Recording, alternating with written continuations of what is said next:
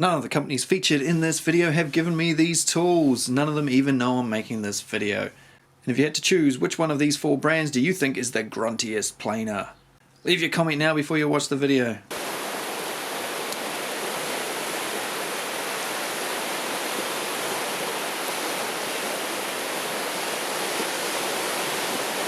Is there anything better in life than unpacking a new tool?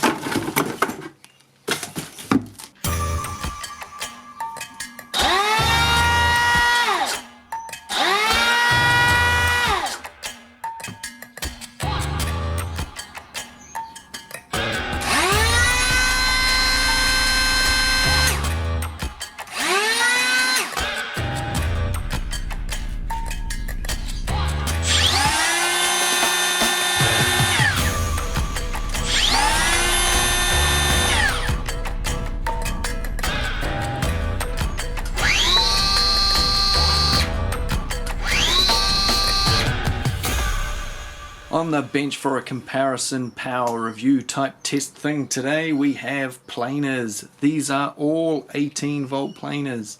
In this video I will be running them all on 5 amp hour 18 volt batteries. I'll quickly compare the things that are the same about these and what's different, and then we'll put them to the test and we'll see who can cut the hardest, the fastest, the deepest. A lot of guys, when I did the Makita planer review, said nobody uses a planer like that. Well, you've never been to a building site, obviously. A lot of people seem to think that these planers were used like you would use a fine furniture planer when you're just nicely just finishing something off and getting it perfect. What I see these planers get used for is builders going full whack, trying to straighten up a post, trying to straighten up a wall, taking out as much material as they can, as quickly as they can, as roughly as they bloody can, just to get something basically close enough that they can finish their retaining wall, finish putting the wall up in their house and getting it straight, all that sort of stuff. They're not used as delicate instruments. These are used for removing material fast. And then if you wanted a fine finish, you would usually then sand it afterwards. So if it offends you that I'm going to be using these at 2mm cutting depths, pushing it as hard as I can until they cut out, well, time to stop watching. Now, if you were paying attention at the intro of this video, you may have noticed one very important number on one of these tools, which we'll get to shortly, but first we'll start off with the RPM.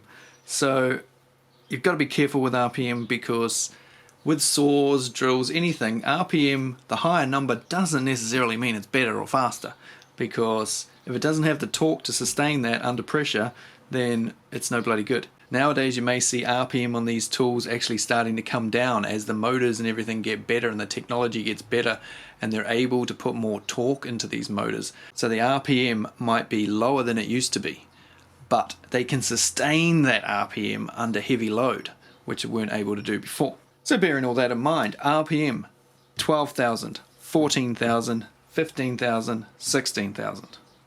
Does that mean this cuts the slowest and this cuts the fastest? Well, we'll see shortly. But take note of what I just said before I gave you those numbers. But that's one of the first numbers people look at when they look at a planer. The second number is the depth of cut. And that's the number you may have noticed in the beginning was a little bit different for one of these. 2mm max depth of cut. 2mm max depth of cut. 2mm max depth of cut. 3mm max depth of cut. 50% more from the Makita. And those guys that I was talking about before, they'll say, nobody ever takes out 3mm of material with a planer. Oh yeah? When you've got one of these and you've got a piece of timber and you quickly want to just get it down, and you think, I need to take 10mm off that. Bang, 3 passes with this sort of thing and you're there. It's so quick and easy, leaves a nice finish. You can change the width of the timber you're using really quick if you've got one of these. So if I could be bothered running a point system on this video, the Makita will of course win. 50% more depth of cut, it's a no-brainer. So all these 3 the same, this one 50% more. And that's just the first thing that makes this one stand out from the others. There's more to come. And some of you will say, oh, listen to him, fanboy, bias. Hey, it's my video, it's my YouTube channel, I'll do what I want. But you'll soon see that one of these tools clearly stands out over the others. So next up, does it eject the material from the left and the right, or just one side? So these two, the DeWalt and the HiKOKI, only fire from the right hand side, which is perfect if you're right-handed. If you're left-handed, these two are gonna suck because they're going to be firing all the stuff towards you.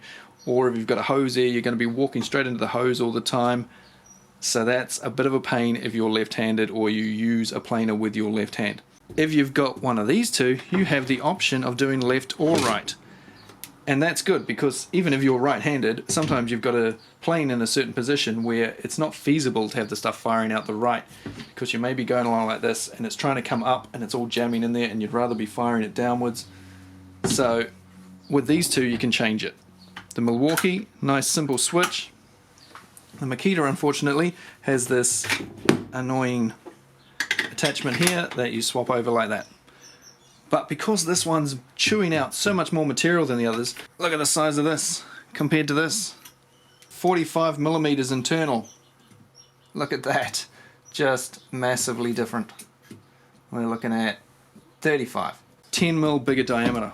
And you need it, because when you're chewing out 3 millimeters of stuff, it's coming out of here pretty thick and fast. But if you have got it hooked up to your vac, this one also comes with AWS, so you can stick your chip in there. It will automatically turn on your vacuum, and yeah, the others don't have that function.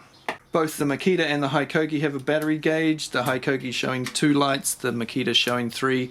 Makita also has a light here for when it's going into high torque mode, and it'll light up green there when you're putting a heap of pressure on it. The tool will ramp up and give you a bit more cutting power. The next feature that the Makita has also knocks these other 3 for 6. So when it comes to rebating, we're talking about this depth here. You can get 9 millimeters into a piece of timber before it's going to crash onto the tool. So 9 millimeters on this one, 9 millimeters on this one. You get about 11 on this from what I've measured. So those 3 are all pretty similar. Now there's obvious reasons why you can only go to that depth, motor housing, things like this. And of course the end of your planer assembly, there has to be an axle going through here, and it needs something on the end to hold it in place. If you got rid of that, that would fall out, right? Well, Makita have overcome that to a degree, and this has a 25 millimeter rebate. Now to me that's a game changer, and it's the reason I purchased this tool as soon as it came out. Being able to rebate down 25 mils means you can run this along a weatherboard and plane all the paint off it.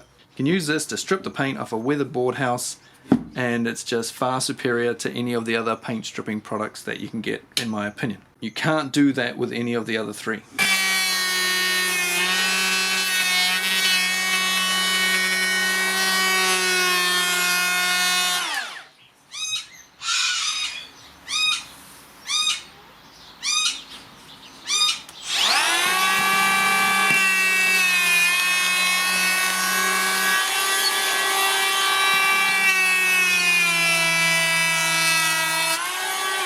If you tried to do it with this, you would be that far, at least, away from your weatherboard. We're talking a couple of inches. Same with this. Look how far away you're going to be. This, you can get flush up against it. Very, very awesome feature. And instead of the motor sticking out the side like it does on the others, they've managed to keep it all in the tool. Now, when I talked about the weights of these tools, when I put this up against the predecessor model, people had a go at me because I said this was heavier than the other one. Well, it is heavier, and some guys said, yeah, but heavy is better, so it should be heavier. You want them heavier. Well, that's up to the individual, I feel. So let's just take a look at the weights, though, of the 4 of them. I know the Makita is pretty damn heavy and is likely the heaviest one, but starting off with the DeWalt, 2.5 kgs. The HiKOKI, or Metabo HPT if you're in the States. I forgot to say that at the beginning, didn't I? Metabo HPT, 2.7 for the HiKOKI. The Milwaukee, 2.8, heading towards 2.9, and the Makita, all of these without a battery on. Oh, I've got that on there as well, which is slightly unfair maybe. 3.1 kgs. So they all got heavier as we went along, DeWalt being the lightest and Makita being the heaviest. So you can decide if weight is an issue for you when you use a planer. Often you're just going across a flat surface like that, so all the weight of the tool is being supported by the timber anyway. But if you're doing walls or posts or anything vertical, or God forbid above your head, when you use these things above your head, they're fun, aren't they, with all the shit that goes everywhere? Yeah, it might become an issue for you. Gotta remember, everybody uses all these tools for different things. I get so many people attack me saying nobody would ever use a tool for that purpose. And then they usually get shot to shit by all the people that say I do that all the time. So just be careful when you say nobody does that or who would ever do that, because Everybody uses these things for different things, man. All tools get used for different things. And don't take tool reviews on YouTube too seriously. If we take a look at the bases here, there's the ability to do a chamfer, as you can see on the bases, all three of these planers. But one of them has gone a little step further and put 3 on. So Makita has 3 different depths of bevel there, so you don't have to keep adjusting the depth of the actual tool. You can just put it in the line you want and get a different chamfer angle depending on what you want. While we have them upside down like this, let's take a look at these stupid little feet thing that they have on them. The HiKOKI and the Makita are pretty similar. They're spring-loaded and they just pop back, so when you put your planer down you don't accidentally grind your blades into concrete or another bit of timber that you didn't want to cut or whatever. So they can be kind of annoying, especially if you're doing the chamfer type thing that I just said about. If you're running this along, often this keeps you a bit of timber off to the side and you end up sort of and you really need that out of the way. So with the Makita, there's a hole in it. You can just fire through. What I usually use is a rivet stub, so stick a rivet stem through there and it just holds it up out of the way. The HiKOKI also pretty much the same. The DeWalt's nice because it's got a clip so you can hold it up out of the way. I like that because, like I say, it's annoying having to find something to jam in there on the other two that I just showed you. But this has a clip. It's pretty weak. It's probably not going to last more than a few weeks before it's basically worn out. But it doesn't have any form of spring, so I'm not sure if I'd trust it much when you put it down like that. It could easily miss, and yeah, which defeats the purpose of it even being there. So I'm in 2 minds about that one. I think this system is probably my favorite. It's wider. I like that because, as I was saying before, when you're trying to go along the edge chamfering something, these can get in the way. This one wouldn't. It would be pushed down because it's wide enough. It will catch the edge of your material, and it's within the tool, not hanging off the end, and you can just slide it across like that. So it's spring loaded, which is good, but you can just lock it like that. I love that. That is a very good idea. That is better than the Makita, that's for sure. But once again, how long these things last on job sites, you know, I see a lot of planers that don't have little feet on them anymore. Quickly looking at the thumb trigger things, they are all rubbish. They are so flimsy, so wobbly, cheap little plasticky things that are just awful. On that one, and the DeWalt's a bit better than the HiKOKI, but the Milwaukee and the HiKOKI are just the flimsiest, crappiest feeling things, and they just feel like they're about to break, and they just make the tools feel cheap. Not to mention, with this design, you have to push down with your thumb, pull the trigger, and then you've sort of got to move your thumb again, because you don't want your thumb sitting up there like that. That's just uncomfortable and weird and annoying. But surprise, surprise, the Makita one is a bit different, and you just push it in the side with your thumb. So you only need to push it in slowly and pull the trigger, and your thumb's basically in the place it would normally be anyway. Easy peasy from left or right. In fact, it's better on the right because it's barely protruding at all. You just slightly touch it and pull the trigger. It's very, very easy. So comfort wise on the trigger, as usual, the Makita will probably win that, if I was giving points. 3 of them have onboard tool storage for changing your blade. The HiKOKI does not. They all take these thin little crappy blades that are dirt cheap and break really easily. But 3 of these tools have this system that basically looks identical on all 3 of them. That being the DeWalt, the HiKOKI and the Makita. So that you can use the big old fashioned resharpenable blades if you desire. And the DeWalt, as a little bonus feature, has this little secret compartment here. You take that off, you can store 2 blades in there, so you can have a set of spares on the tool. Except this is so flimsy, and I'd be really surprised if more than 50% of the people who own one of these still have that cap attached to their tool. It wouldn't take much for that to vibrate off, get knocked off, and yeah, be gone forever. And I'd also be interested to know how many of you DeWalt users do you actually store spare blades in there? Can't see too many builders actually remembering to do that. The Milwaukee, however, has a completely different shaped assembly here. It's very flat. They haven't gone for that rounded effect. And I'm not 100% sure if you can put the other blades in there or not. I'll have to look into that one. I'll get back to you before the end of the video, hopefully, if I remember. There certainly is space for it there, but it maybe isn't quite the right orientation. It's got the 3 screws, so it'd probably be right. They all come with a fence of some description. Two of them are shaped kind of like this, with a rod that goes through the tool and is then tightened up. That's the HiKOKI and the DeWalt. The Makita and the Milwaukee, except that was the wrong way around obviously, have ones that screw in the side. I think I prefer the screw in the side ones now because you don't have a knob on the front of the tool that might vibrate loose. As you can see, the HiKOKI one is missing already before I even start. Next up, let's look at knob manipulation. These being the main features of adjusting your tool, of course. So the DeWalt has a nice positive click, really good, I like that. Goes from the 0 round to the 2 and stops. The Milwaukee, pretty much the same. Nice solid clicks from 0 to 2. The Makita goes past 0 a bit and then does the old clicky click clicks. And when you get to 3, it goes slightly past. It's just not quite as nice as these two. So Makita loses some points there, look at that. And the HiKOKI is a bit like the old Makita. It doesn't have any clicks and you can overclock it. You can wind it in any direction and basically the numbers sort of don't seem to line up with bugger all. You go to 2 and then you can keep going. Look, I'm going round and round and you can probably get to about 5 mil depth of cut if you really want it. So it's not that accurate in that regard, knowing where you are, because when you get back to 0, oh, you can just keep going back past that as well and wind the whole base off. That's what the old Makita, the brushed version, this is brushless, that's what that was like. So HiKOKI, not quite as good there. HiKOKI are going to be releasing a new planer in the beginning of next year, I think, or by the middle of next year. And I'm guessing that'll be more in line with this one, because these two companies do tend to be very similar on a lot of tools. But with all tools as well, some brands are just better at certain things than others. You'll buy this brand for one tool, that brand for another tool if you're really obsessed, and some companies just make better whatever. When it comes to planers, both corded and cordless, Makita has been the market leader in those. Well, I think the time has come for me to stop waffling, and it's about time I just went and tore some shit up, eh? So let's get into it. I have here a length of 300 by 50 or 12 by 2. Or if you're in the States, that's at 2 by 12.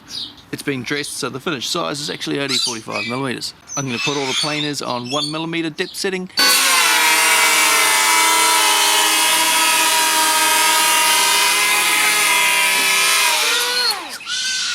We're now going to try each one on 2 millimeter depth of cut.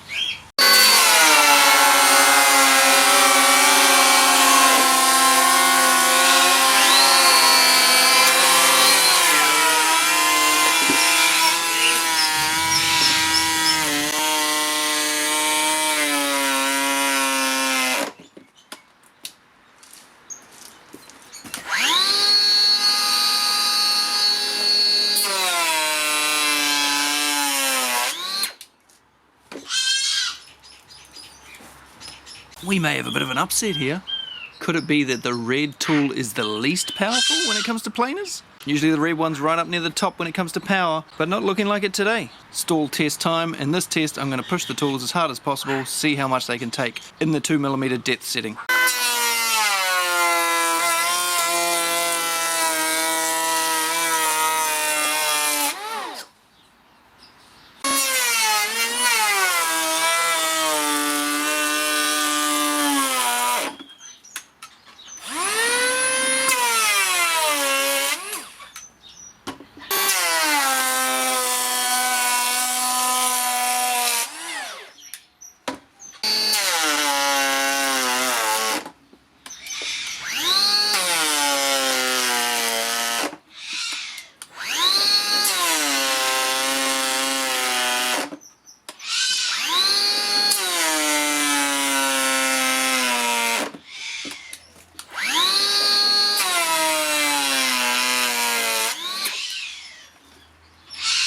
Now of course the Makita can cut 50% more, so let's drop it down to 3 millimeter depth of cut and see how she does.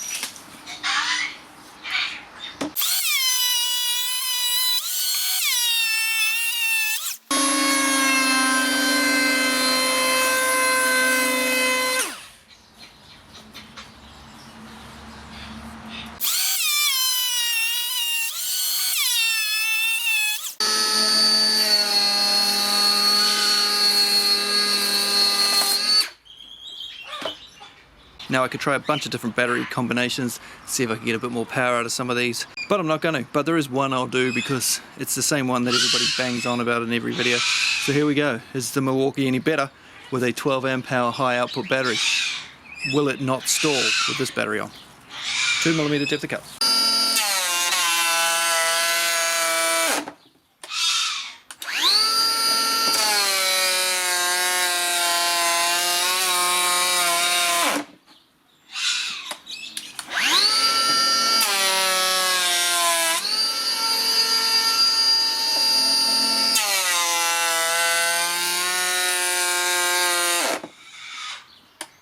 Still cuts out too much.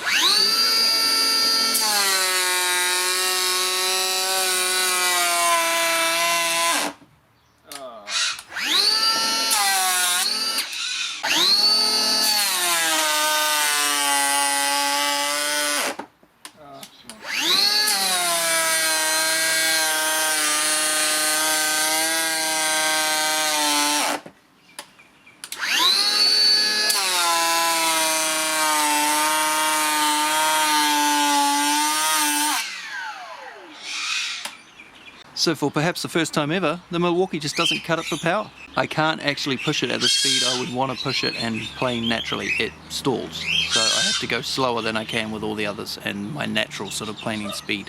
Anyone for shavings? So which one's got the most power? Well, I think that was pretty obvious from the tests, wasn't it? I would be happy owning 3 of these planers. All of them but the one on the right. All of them are rated at 2, as you know, apart from the Makita. The Makita is easily rated at 3, not a problem. 2 is probably about right for that. I reckon the DeWalt could be higher. I reckon that'd cut 2.5 to 3. Certainly they could have made it a 2.5mm planer. And the Milwaukee should probably be a 1.5mm planer because at 2mm, even with the 12 amp hour high output battery, it just can't keep up. And this is on soft stuff. If you're doing hardwood or anything, then I imagine that'd just be, yeah. Now I know some Milwaukee guys are going to say, well, it's not fair, this is brushless, that's brushed. Well, I can't test things that don't exist, okay? If Milwaukee haven't made one yet and HiKOKI haven't made one yet, well, what can I do about it? These two are brushless, these two are brushed. This, for a brush tool, did extremely well. It's not far behind the DeWalt. These all feel nice to use. Milwaukee, yeah, it's just struggling. You've got to push too hard and, yeah, it can't hack it. So these feel nice to use. I actually particularly like using the DeWalt one. I don't know, the handle angle, something about it just feels nice. When you're cutting deep with these two in particular, if you try and push it really hard, they don't want to stall. They want to keep going. So they're trying to fire out so much of the shavings and they just can't do it quick enough. And then it jams up inside where the blades are and all of a sudden you go dug, dug, dug, dug, dug, dug, dug. So if you feel it going dug, dug, dug, dug, dug, dug, dug, that's why. And you'll have to give it a good clean out. But that does tend to only happen when you're really pushing them hard. So as many of you will have been aware before this video even started, there's one clear winner and that is the Makita. It was always going to win with that extra 50% capacity. Well, how can you go past that? Plus the other features like the 25mm rebate. I mean, it just makes this a very good tool that is in a different class to the other 3 in this test. DeWalt are almost there. They've probably got the power. It just needs maybe a little bit more refinement on the rest of the tool. And if they made a 54 volt one, well, look out. There'll be a 40 volt Makita one soon. Watch this space. Who's going to be the first one to make a 4mm planer? Are they going to do that? Are they going to risk that? Are they going to push it that far? Is that why Milwaukee haven't got a brushless one out yet? Are they trying to beat everybody else? Are they going to try and beat Makita and get a 4mm cordless planer? So in summary, if you are on the Makita platform, don't hesitate in buying that. It's extremely good. This has plenty of power, although I have heard a lot of issues with them with lifespan, but you get that with all sorts of things and it's hard to know who to believe unless you've tried them yourself and you don't know how much somebody's thrashing something. Anyway, very good planer for power, very good planer for power. Very good planer for power considering it's a brush tool, and like I say, there's a brushless one on the way of that one, I know. And the Milwaukee is not actually up to standard as far as I'm concerned, which is very rare for Milwaukee to put out a tool that doesn't have enough power. That just seems strange to say. I mean, the Milwaukee stuff normally has power over everything else. Now I'm sure I already mentioned it, but this test was intended to be a power test. to rank these in order from most powerful to least powerful. That was always going to be the biggest consideration in how I ranked these tools. Don't hesitate in buying these ones. If you're on the Milwaukee platform now and you want a planer, well, maybe wait to see if they put out a brushless one, because I wouldn't own that tool. So thanks for watching, guys. First, second, third, last. And something to bear in mind, these three have brand new blades on them, whereas this one is using blades that have been on it for ages. So, yeah. Smashed it. Is that the first time Milwaukee's come last? Not sure. I've done a heap of reviews kind of like this, where I just put 4 tools up against each other from these 4 brands. The multi-tool video may or may not be out. Reciprocating saw video may or may not be out. I've done it with routers, done it with drills, done it with impact drivers. There's probably something else I've missed. The nail gun comparison video seems to be the most popular now. The impact driver one's done really well over the years too, but this is not in the nail gun one, obviously, but if you want to check that out, doof, doof. Hopefully one day there'll be a teal cordless framing nailer. What day that will be is anybody's guess. So check those out up here, down there, all that sort of stuff. Please consider subscribing. And we're nearly at the end of the year, so there'll probably be a few oddball videos coming up. Cheers, guys. See you later.